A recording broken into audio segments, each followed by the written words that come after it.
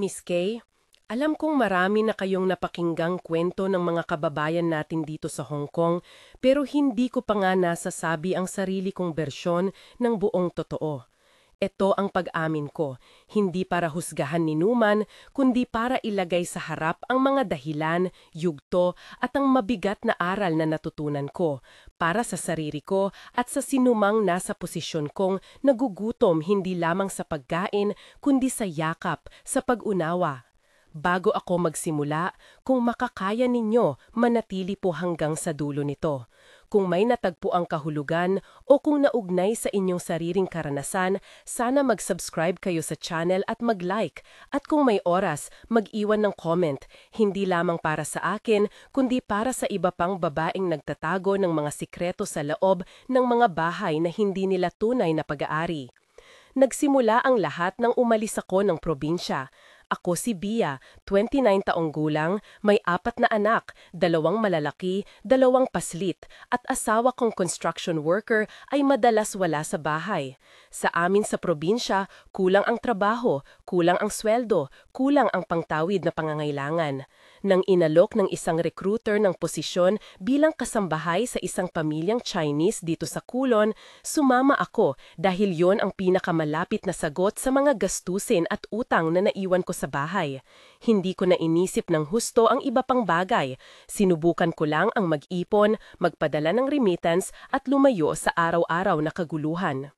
Pagdating ko sa bahay ng Madam Lim, agad kong naaalala ang amoy ng toyo at bawang sa kusina, ang malamig na tiles ng floor at ang malambot na blanket na ginagamit ng anak nila tuwing umuulan. Sobrang linis ang bahay, may maliit na hardin sa balkonahe at bawat silid ay may sariling maliit na estante ng tsokolete o snacks na pangbisita. Ang mga unang linggo ay puro trabaho, maglaba, mag-swipe ng sahig hanggang humahaplos ang likod, magluto ng simpleng hapunan na pabor ng pamilya, maghanda ng baon para sa Sir Daniel kapag aalis siya sa opisina. Lagi kong bukas ang cellphone ko, video call sa mga anak habang sila'y natutulog sa Pilipinas, nagpapakita ng sining nila sa papel, pinapakinggan ang mga kwento nila tungkol sa school. Sinasabi ko sa kanila na okay lang ako, na magbabalik din ako ng may dalang pera, kahit na sa loob ko may lungkot na hindi napapawi. Doon ko unang nakita si Nathan, 21, college student, anak nila Madam Lim mula sa unang asawa. Tahimik siya, medyo mahiyain sa unang tingin, ngunit may uri ng pagtingin na hindi mo agad mapapansin. Parang laging may tanong sa mata, at tuwing tumititig siya sa akin habang nililinis ko ang dining table, parang may gustong sabihin pero nawawala. Ang mga unang palitan namin ay simple, "Hi Bia," at isang maikling ngiti bago siya umakyat sa kanyang kwarto para mag-study. Minsan, nag-iwan siya ng maliit na packet ng instant noodles sa pantry o isang piraso ng tinapay na hindi niya kinain. Maliit na bagay na hindi ko maintindihan kung para sa akin o para lang sa sarili niya. Tahimik ang pagbuo ng aming ugnayan, hindi may napakabigna na pagsabog ng damdamin, kundi mga sunod-sunod na maliliit na pagkilos. Siya ang nagbukas ng pinto kapag palipas na ng gabi at ako'y bababa mula sa kwarto ng kasambahay. Siya ang nagdadala ng malamig na tubig na may ilang piraso ng ice kung naliligo ako ng maaga. Siya ang tahimik na nakikinig kapag nagsasabi ako ng mga kwento ng anak ko. Hindi ko sinasadya na nagiging komportable ako. Naaala-alala ko ang mga gabi sa Pilipinas na may hawak na malamig na baso ng tubig at ang init ng yakap ng asawa na bihira ng dumarating. Sa bahay ng amo, ang mga yakap at salita na iyon ay unti-unting pumalit sa kakulangan. Minsan, habang naghuhugas ako ng pinggan, napadaan si Nathan at tumingin sa akin. "Bia, you look tired," sabi niya, at iyon ang simpleng pangungusap na nagdulot ng kakaibang kuryente sa dibdib ko. Natahimik ako. "Okay lang po," ang tugon ko, pilit na may ngiti. Pagkatapos niyang umalis, tumigil ako sa paghuhugas at inalalang ang sinabi niya. Hindi ako makalabas sa kakaibang pag-ikot ng isip. Tinatanong ko ang sarili kung ano ba ang nararamdaman ko. Hinahanap ko ang dahilan, sa lungkot, sa mga gastusin, pati na rin sa isang predisposition na may pagkakulang, ang paghangad ng koneksyon na hindi pinapakita sa akin ng sariling pamilya. Nagulo ako ng kaunti ang mga regalo niya. Isang panyo na pinagtagisan ng mga tela ng uni, isang ballpen na may maliit na note na para sa trabaho, Hindi ito malaki, maliit lang. Ngunit sa pagdaan ng mga linggo, ang maliit nagiging kumpas at kumpas nagiging sandaling paglapit. Late-night study sessions ng anak ng amo na nauuwi sa pag-upo lamang kami sa dulo ng sala habang nagbabasa siya ng libro at ako'y naghahabi ng mga damit. Kumukulo ang musika sa radyo, may tunog ng ulan sa bintana, at unti-unting limalapit ang mga kamay namin kapag may kusot sa kortina o kapag may hawak siyang papel na gusto niyang ipakita. May mga sandaling nakikita ko ang titulo ng kanyang thesis at nagpapakita siya ng suporta, humihingi ng tulong sa grammar at ako'y nagtuturo. Nagpapalit kami ng mga ngiti nang hindi man lang nagpapansin ang buong mundo. Hindi ko ipinagpapalit ang mga ito sa sinuman noon kung hindi kaya ang bigati ng mga kahihinatnan. Hindi ito agad nagbunga, ngunit gabi-gabi kapag natapos ko na ang mga gawaing bahay at nakahiga sa maliit kong kwarto, naiisip kung bakit ang isang pahinga at pag-uwa ni Nathan ay parang isang luna sa puyat at pagod. Pinilit kong ipagtanggol ang sarili. Pera ang importante, sinasagi ko sa madla ng isip ko.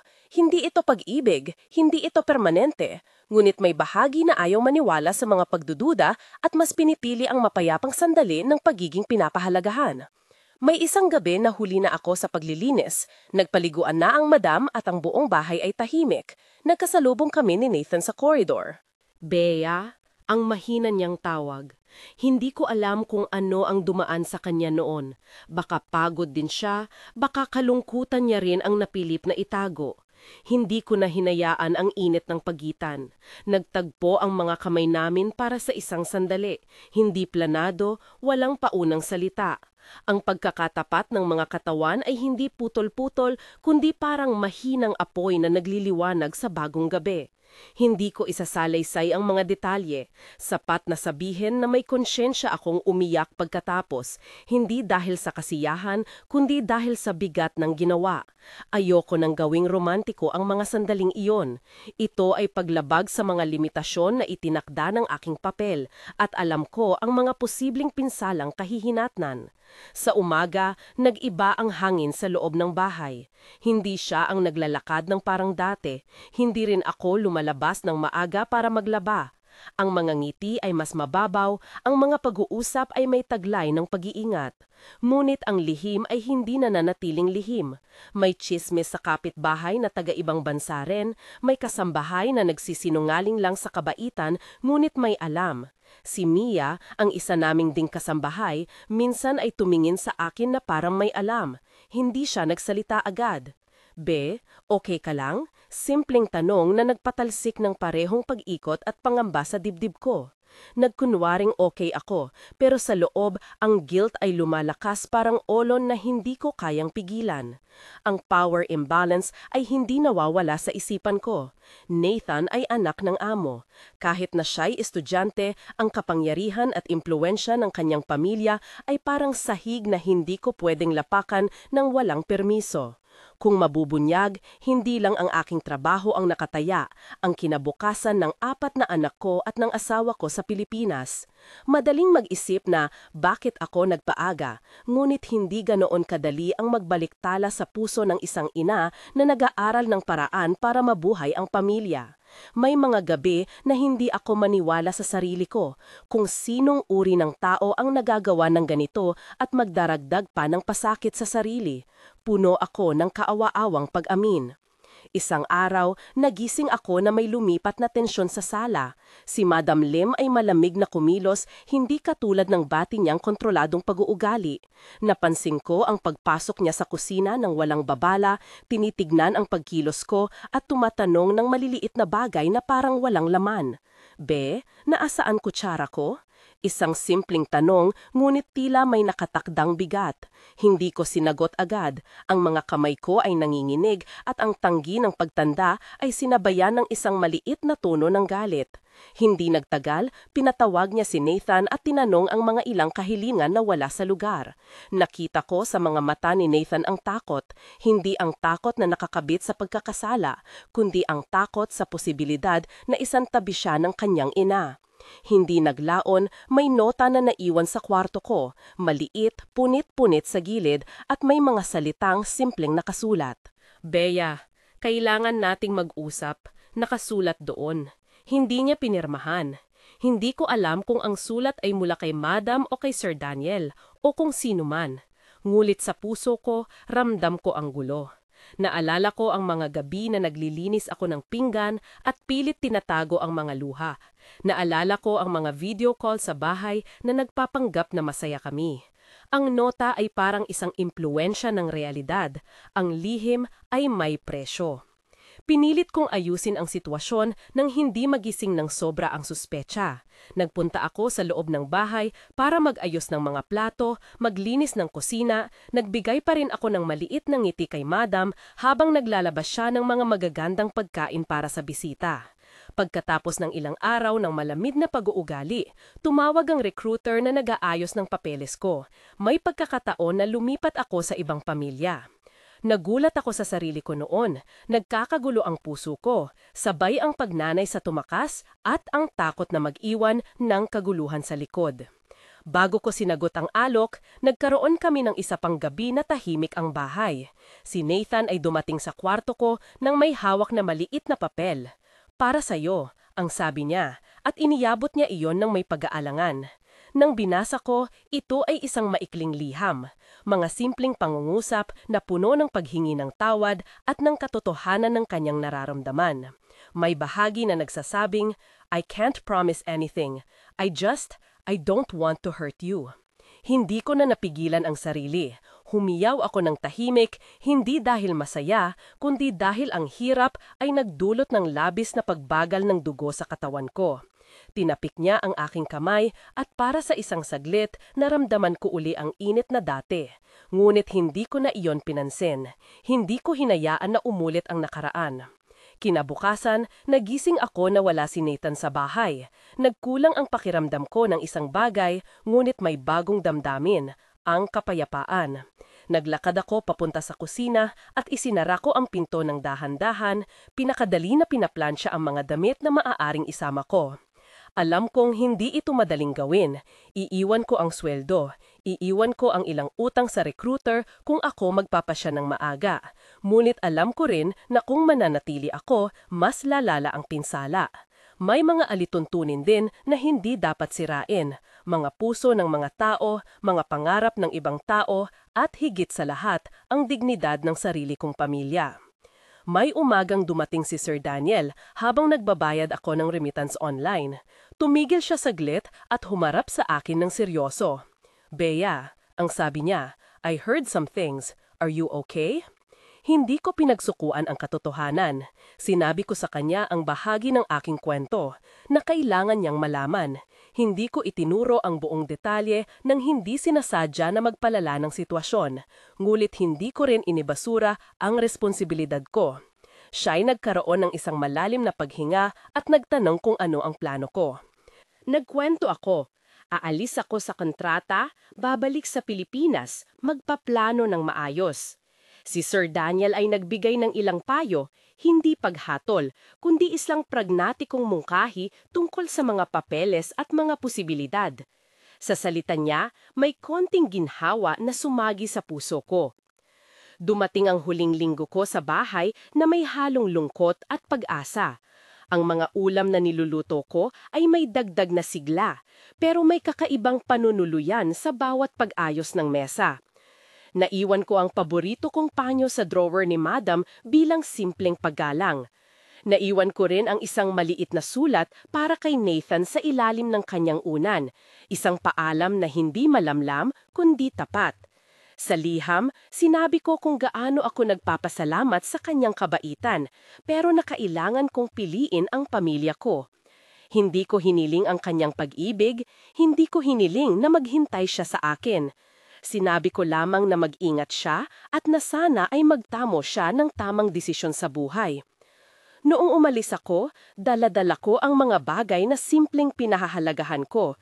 Isang maliit na bowl na ginagamit dito sa bahay, ang blanket na palagi kong pinapakinabangan kapag umuulan, at ang pakiramdam ng malamig na tubig na naglinis ng aking mga kamay. Sa ferry papuntang pier, inilibot ko sa isip ang lahat ng nangyari. Humihiming ako sa sandaling iyon, hindi dahil sa kaligayahan, kundi dahil sa kalinawan. Napagpasyahan ko na hindi ko na babalikan ang sitwasyon, hindi dahil wala akong nararamdaman, kundi dahil alam ko na ang aking pinakamahalagang trabaho ay ang pagtaguyod sa 4 kong anak. Ang mga sulat at mga yakap ay mga alaala na kailangan ng sirain para hindi na muling magdulot ng sakit. Ngayon, habang hinihila ko ang maleta sa ilalim ng maliit na ilaw sa pier, pinaplano ko ang kinabukasan. Maghahanap ako ng bagong kontrata, mas maingat sa pinipili, magpapadala ng pera ng may mas mabuting budget plan. Hihingin ko ang suporta ng pamilya at ng mga kaibigan. Hindi madali, pero may pag-asa. Naisip ko rin ang posibilidad na mag-open ng maliit na negosyo sa Pilipinas balang araw. Hindi agad, ngunit unti-unti. Hindi ako nagtatapos sa aking pagkakamali, sinusubukan ko lang magbayad at itama ang mga nawala. Miss Kay, hindi ko hiniling na magpatawad kayo agad. Hindi ko rin inaasahan na mawawala ang mga epekto ng ginawa ko sa madaling panahon. Ngunit, kailangan ko ipahayag ang totoo. May mga sandali na magiging mahirap ang tumayo at humarap sa sarili, pero dapat gawin. Hindi ko gusto na maging huwaran, ngunit gusto kong magbigay ng babala. Kapag ang pangangailangan at ang pagod ay nagsasama, nagiging madaling landas ang mga desisyon na may malaking kapalit. Kung may isang bagay na natutunan ko, iyon ay ang kahalagahan ng pagpipigil at ng pagtukoy sa mga limitasyon, hindi lang para sa sarili, kundi para sa mga tao na umaasa sa atin. Natapos ko ang kontrata, ngunit hindi ito isang bagong simula na walang marka. Magbabalik ako sa Pilipinas ngayon, pipilitin kong maghilom at magplan kung paano unlad. Nagiiwan ako ng hiling kay Nathan na maging mabuti. At kay Madam na sana'y magkaroon din siya ng kapatawaran sa sarili. Sa huling liham ko, sinabi ko na hindi ako nagtatangkang kunin ang anumang bagay mula sa kanya. Sinabing ang nais ko lang ay maging mas maingat ang bawat isa. Iniwan ko ang bahay, iniwan ko rin ang isa pang bahagi ng puso ko. Dumako ang bus mula sa pier papunta sa maliit na bayan na pamilyar sa bawat tanaw ng aking kabataan. Ang kalsadang may mga puno ng akasya, ang lumang palengke na umaawit ng tunog ng payong tuwing umuulan, at ang tindahang sari-sari ni Aling Ditas na palaging may kwento. Habang naglalakad ako pauwi, dala ang maliit kong bag at ang mabigat na pakiramdam ng mga nagdaang buwan, nagkaroon ako ng sandaling panibagong kalinawan. Ang tahanan na babalikan ko ay hindi lang pader at bubong. Ito ay 4 na maliit na nilalang na umaasa sa akin. Paglapit ko sa bakuran, nakita ko agad ang maliit na sapin-sapin na sapatos, 2 pares na panloob na sapatos ng mga bata at ang lumang bisikleta na may bahagyang kalawang. Tumigil ako sa pintuan at pinisil ang pangalan ko sa listahan ng mga utang na dapat bayaran at mga pangako na kailangang tuparin. Kinabahan ako, ngunit mariin na rin ang pakiramdam na hindi ako nailigtas sa responsibilidad. Bumakas ang pinto at sumalubon sa akin si nanay. Walang labis na tanong, walang matang naghusga. Isang mahigpit na yakap na kumabit sa aking leeg. Anak, ang sabi niya nang may kahinaan sa tinig. Nagdilim sa aking mata ang luha. Hindi ko agad nasabi ang anumang bagay. Hinayaan ko lamang ang yakap niya na kumunot at kumalma sa akin. Matapos ang ilang sandali, napagalaw siya at tinitigan ako ng diretsyo. Naasan ang mga bata? Tanong niya. Sila'y nasa tita mo. Humihintay na sumabit tayo. Sagot ko, sinubukang magpatahimik ang tinig. Pumasok kami sa loob, amoy lugaw at tuyo sa kusina. Karaniwang tangi sa aming tahanan. Nakaramdam ako ng pagsisikip sa dibdib habang inihanda ni nanay ang almusal. Hindi ko naiwasang maalala ang mga lamesa sa kabilang bansa, mga kumikislap na kutsara at mga mahalagang pag-uusap na hindi na mauulit. Ngunit ang tunay na distansya ay hindi nasusukat sa kilometro. Nasusukat sa mga pirasong nawala at ang oras na hindi na maibabalik. Hindi nagtagal, dumating ang 3 anak ko. Nagtatakbuhan sa pinto, hawak ang isang maliit na manika at isang pirasong laruang kotse. Napangiti ako nang una kong makita ang ningning sa kanilang mga mata. Napahinga ang aking puso ng bahagya. Nilapitan ko sila at dahan-dahan hinawakan ang mga kamay nila. Mga kamay na may bakas ng paglaro at ng kaunting alikabok ng laro sa labas. Ma, ang sabi ng bunso, may malambing na timbre. Umiyak ako ng mahina at hinaplos ang ulo ng bawat isa. Ma, nasa ng mga kwento mo? Tanong ng panganay, bilang paalala sa mga gabi namin ng pagbabasa at kantahan. Napawi ang kaba ko sandali at napayakap ng mahigpit. Pumasok kami sa loob, amoy lugaw at tuyo sa kusina. Karaniwang tangi sa aming tahanan tuwing may pagod na naglalakbay. Nakaramdam ako ng pagsisikip sa dibdib habang inihanda ni nanay ang almusal. Hindi ko na iwasang maalala ang mga lamesa sa kabilang bansa, mga kumikislap na kutsara at mga mahalagang pag-uusap na hindi na mauulit. Ngulit ang tunay na distansya ay hindi nasusukat sa kilometro. Nasusukat sa mga pirasong nawala at ang oras na hindi na maibabalik. Hindi nagtagal, dumating ang 3 anak ko. Nagtatakbuhan sa pinto, hawak ang isang maliit na manika at isang pirasong laruang kotse. Napangiti ako nang una kong makita ang ningning sa kanilang mga mata. Napahinga ang aking puso ng bahagya. Nilapitan ko sila at dahan-dahan hinawakan ang mga kamay nila. Mga kamay na may bakas ng paglaro at ng kaunting alikabok ng laro sa labas. Ma, ang sabi ng bunso, may malambing na timbre. Umiyak ako ng mahina at hinaplos ang ulo ng bawat isa. Ma, nasa ng mga kwento mo? Tanong ng panganay, bilang paalala sa mga gabi namin ng pagbabasa at kantahan. Napawi ang kaba ko sandali at napayakap ng mahigpit. Ipinakilala ko sandali ang nangyari ng may pagpapasimple. Sinabi ko na nagkamali ako, na kailangan kong mag-ayos ng buhay namin at na magtatrabaho ako para hindi na namin maranasan ang gutom. Hindi ko sinabing lahat ng detalye, hindi dahil gusto kong itago, kundi dahil alam kong hindi pa panahon para sa pinakamahihirap na bahagi. Nakinig sila ng tahimik, halata ang pagkabigla sa mga mata ng mga anak, ngulit hindi natunaw ang pagmamahal. Ang maliit na tagpong iyon, ako at ang 4 na mukha na bumubuo ng aking mundo ang muling nagbigay ng dahilan para sumubok. Nagpasya kaming kumain bago mag-usap ng masinsinan. Habang kumakain, inabot ko sa nanay ang liham na iniwan ko sa bahay, ang aking paalam. Inilatag ko ang lahat, ang pasasalamat ko sa pagtanggap, ang aking kahinaan, ang pangakong babaguhin ang landas.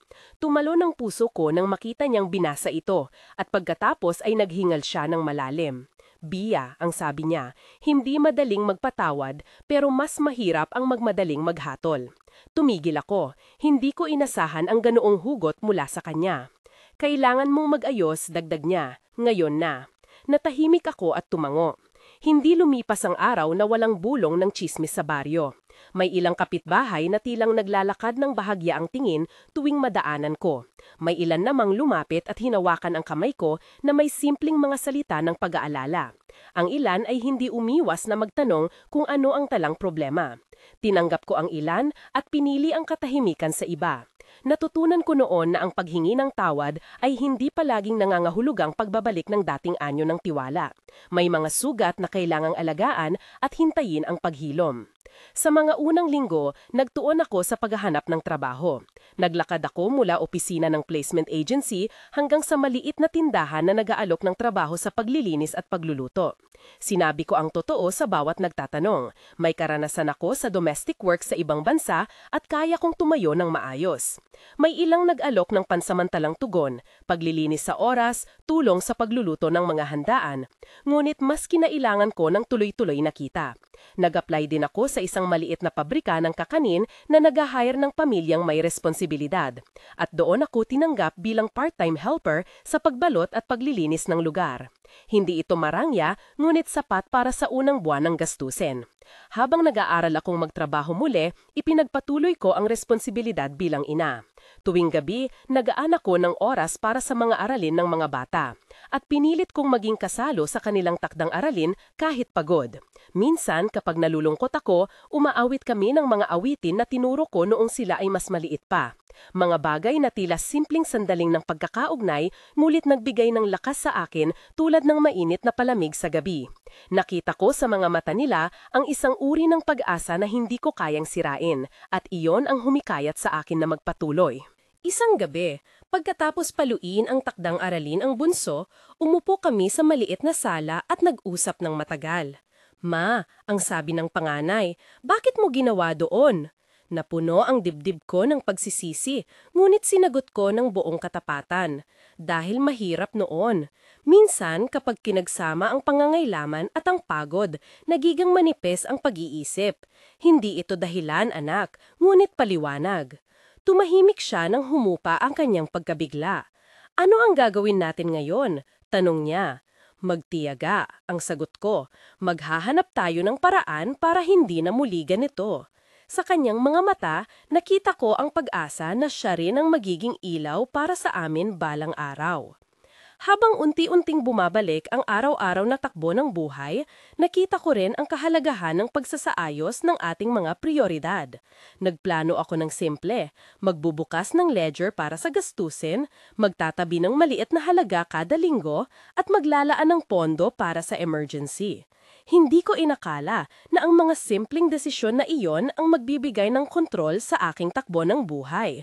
Nagpasya rin akong simulan ang pag-aaral ng maliit na negosyo. Gumawa ng mga kakanin na nabebenta sa palengke tuwing Sabado at Linggo. Ito ay hindi agad magpapayaman sa amin, ngunit magbibigay ng dagdag na kita at, mas mahalaga, ng bagong hangarin na akin ang maglilinis at magpapakain ng mga tao sa komunidad ng may dangal. Sa una, hirap. Pagpiprito sa umaga, pagbalot sa tanghali, paghawak ng maliit na tindahan sa hapon. Ngunit, unti-unti, napansin ng mga kapitbahay ang masarap kong bibingka at ang malinamnam na biko. Nag-umpisa ang isang maliit na sirkulo ng mga mamimili at sa hindi inaasahang paraan, nagdala ito ng konting ginhawa sa aming mesa. Ang magandang bahagi nito ay ang pagkatuto. Natututo kong magpresyo ng maayos, mag-budget ng mga sangkap, at makipagtawanan sa mga customer na may simpleng pagpapahalaga sa kalidad. May mga sandali pa ring bumabalik ang mga alaala ng nakaraan.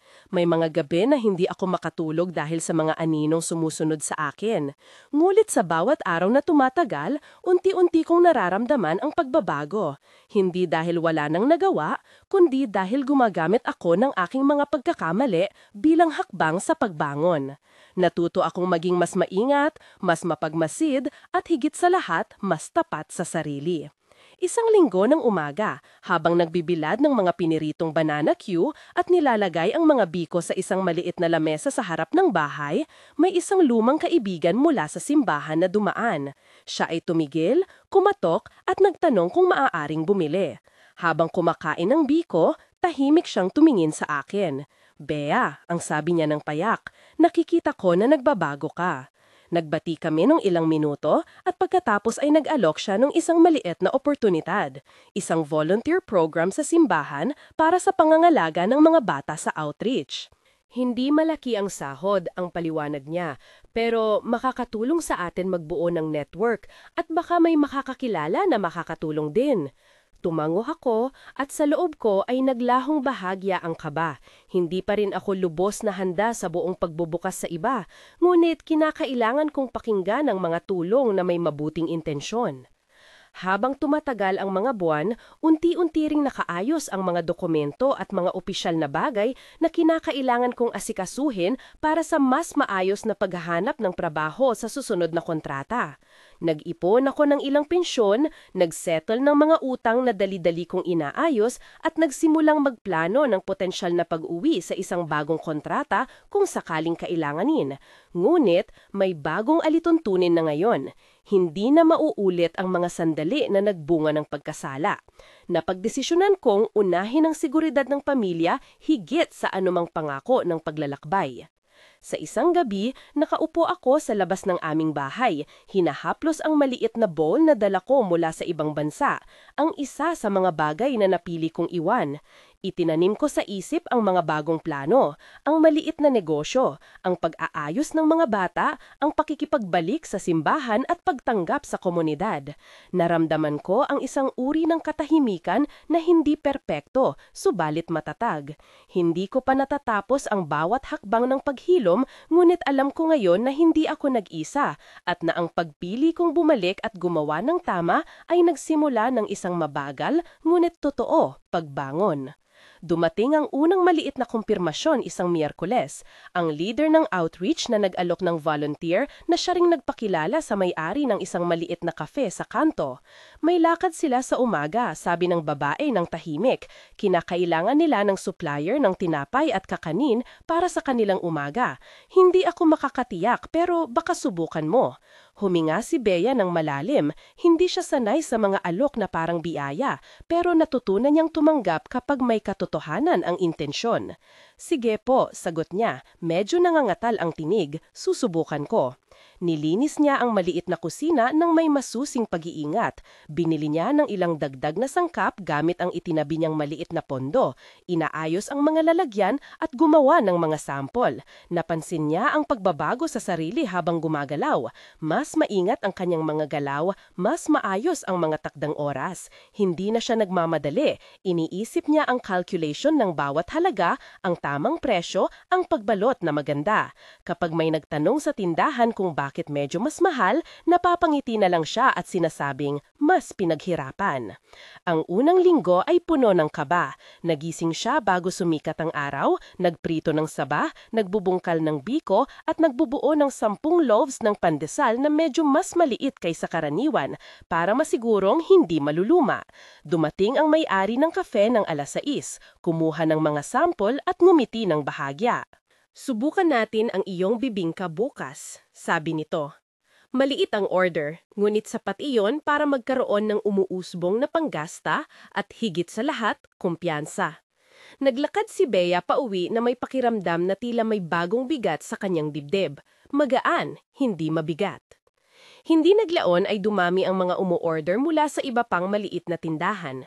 Ang kanyang sinaunang mga kliyente mula sa palengke ay tumulong sa pamamagitan ng pagrekomenda. Nagkaroon siya ng regular na ruta. Sabado at Linggo sa palengke, Lunes-Biyernes para sa kafe. Ang oras sa pagkain at pagdadala ay naging sagradong praktis ng disiplina.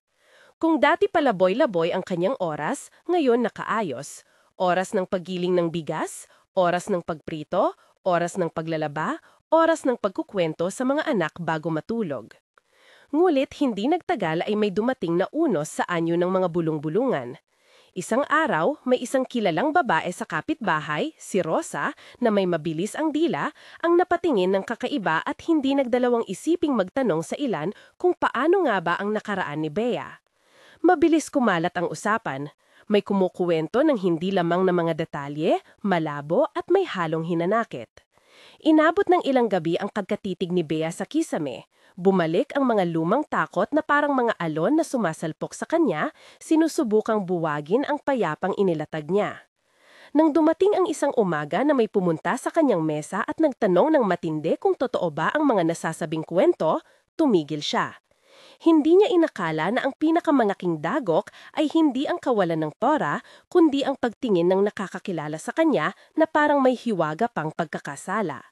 Inabot siya ng pagod na dala ng takot, naalala niya ang mga gabi na natutulog ng walang kapayapaan at ang mga panahong inilayo niya ang sarili sa taong pinakamalapit sa kanya dahil natatakot siya sa paghusga. Ngunit sa halip na magdalawang isip, pinili niyang harapin ito ng may katapatan. Nagpasya siyang pumunta sa simbahan isang linggo ng hapon at magpaabot ng salita sa maliit na grupo ng fellowship pagkatapos ng misa. Hindi ito madali. Bawat hakbang papunta sa maliit na silid ay may kasamang pagnanais na umatras. Ngunit siya ay pinuno ng isang bagay na mas malakas kaysa sa kahiya. Isang kagustuhang hindi mapagod ang mga binhi ng pag-asa na tinanim sa kanyang buhay. Humakbang siya sa harap ng grupo nang hindi muna nagpasabi at sinabi niya ng simple, "May mga bagay na nasabi tungkol sa akin na hindi ako proud at hindi ko itinatanggi, na may mga pagkakamali ako noon. Pero ngayon, ako'y nagsisikap. Nais ko lang humingi ng pagkakataon na patunayan ang pagbabago ko." Tahimik ang lahat, may mga luha sa mata ng ilan. Hindi siya nagbigay ng malalalim na detalye, hindi na kailangan. Ang pananaw ni Bea ay malinaw, huwag i-replay ang kasalanan, ipakita ang pagbangon. Ang reaksyon ng mga tao ay hindi perpekto, ngunit makatotoanan. May isa na agad na lumapit at yumakap sa kanya, sinabi na, "Nakikita namin ang pagbabagong ginagawa mo. Hindi namin kailangan ng dahilan. Kailangan namin ng kapitbahayan na nagtutulungan." May iba na nagbigay ng payo, huwag hayaan ang tsismis na pumigil sa iyo at gamitin ang produkto bilang paraan ng paglilingkod. Ang mga salita nilang iyon ay hindi solusyon sa lahat, ngunit tulad ng maliliit na butil ng asin, nagpapabago sa lasa ng buhay niya. Sa halos sabay-sabay, may lumabas na panibagong hamon. Ang demand mula sa kafe ay lumago at kailangan ng mas maraming produksyon, ngunit may limitasyon ang kusina ni Bea. Nag-isip siya ng paraan, makihiram ng baking pans mula sa kapitbahay, maglaan ng dagdag na oras sa ritmo ng asawa, maghanap ng maliit na pautang. Ang unang opsyon ay magaan, mulit panandalian lang. Ang huling opsyon ay may panganib. Naiisip niya ang ledger na inumpisahan niya. Bawat sentimo may pangalan na ngayon. Sangkap, ipon, emergency. Hindi niya pinagbigyan ang mga agarang pang-utang. Sa halip, inimbitahan niya ang ilang kababaihan mula sa outreach na tulungan siya ng libre sa palitan ng kaunting pagkain at karanasan. Nagsimula silang magtrabaho bilang maliit na kooperatiba. 3 babae sa hapon, 2 estudyanteng naglalabas ng order tuwing Sabado. Ang pag-oorganisa ay hindi basta nag-ayos ng oras. Nagbigay ito ng dignidad sa kanila. May sining ang bawat hakbang. Ang pagmamasa na pinaghugutan ng tawanan, ang pagbalot na may pag-alaala, ang paghatid na may ngiti. Habang lumalago ang negosyo, natutuhan ni Bea na magtakda ng mga hangganan. Hindi niya ipagsasakripisyo ang gabi ng kanyang anak para lang matapos ang isang malaking order. Hindi rin siya magpapatalo sa takot na iwan ang kanyang mga plano dahil sa nakaraan. Natagpuan niya ang kakaibang balanse, disiplina na hindi pagpipibil sa sarili at puso na hindi natatakot magmahal muli. Ang mga simpleng ritual, pagbibilang ng kita bago matulog, paglista ng mga kailangan bukas, panalangin sa maliit na upuang gawa mula sa kahoy, ay naging sagradong sandali ng pag-asa. Ilang buwan pa ang lumipas bago siya nakaramdam ng tunay na kapanatagan. Hindi sapagkat wala ng mga problema. May mga gabi pa rin na may naglalakad na anino ng duda, kundi dahil natutuhan niyang harapin ang mga ito nang hindi nawawala ang sarili. May mga umaga na, habang nagbubukal ang kape at humahalo ang amoy ng niyog at harina sa hangin, napapaisip siya kung paano noon ay mukhang imposible ang mga maliliit na bihayang iyon. Ngayon, habang may pila ng mga mamimili at ang mga anak ay naglalaro sa sulok ng tindahan, alam niya na ang bawat hakbang na kanyang ginawa ay hindi basta hakbang pabalik sa dati. Ito ay paglakad patungo sa isang bagong tahanan, kung saan ang tamis ng biko ay sinamahan ng katotohanan ng kanyang puso. At sa gitna ng abala, nagkaroon ng sandaling tahimik na pagdakila.